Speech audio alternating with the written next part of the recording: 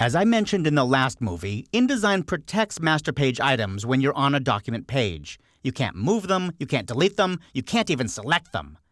I've opened this document from my exercise files folder. It's B Art History. And in this one, you can see that I already have my running headers. I'm going to zoom in on this running header by holding down Command spacebar on the Mac or Control spacebar on Windows, and I'll drag a marquee around this area. That zooms in so I can see it better. You might notice something interesting about this running header.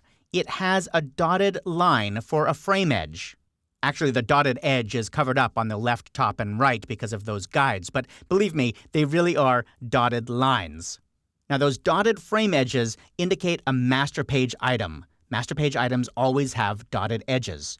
But if I try and click on this with the selection tool, nothing happens. I can't edit it, I can't move it, nothing. But I thought InDesign was all about letting me express my creativity. What if I want to change it? Why can't I? Well, you can. You just need to know the trick. And the trick is you have to hold down two modifier keys on your keyboard. Command and Shift on the Mac or Control Shift on Windows. And when you're holding those modifier keys down and then click, InDesign overrides that object. It pulls it off the master page and the frame becomes a document page item. You can see that because there's no longer a dotted line around it. It becomes a real selectable object that I can move, I can edit it, I can do anything I want.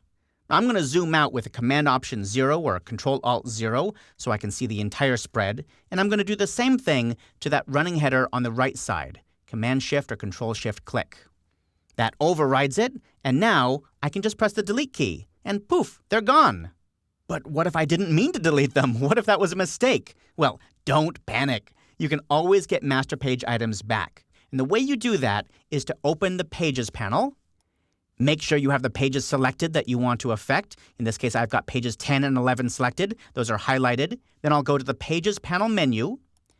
I'll go down to the Master Pages submenu, and I'll choose Remove All Local Overrides. It's kind of a double negative there. You're removing the overrides that you already made. In other words, you're putting back everything that was on the master page, setting it back to the way it was originally.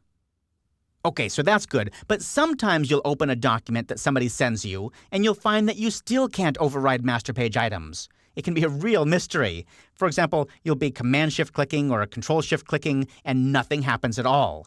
Let me show you what's going on. I'm going to double-click on my master page to jump to it. And then I'm going to select those master page items by clicking on one and then shift-clicking on the other. That selects both of them.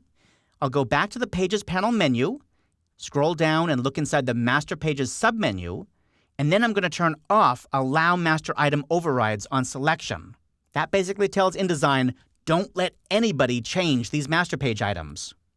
In fact, if I go back to my document pages by double-clicking on them here, you'll see something interesting.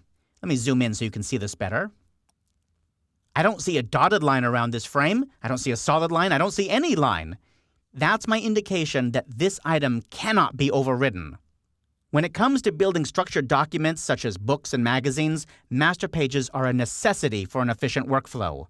And controlling each master page item is key to making sure that your final document ends up just the way you wanted it.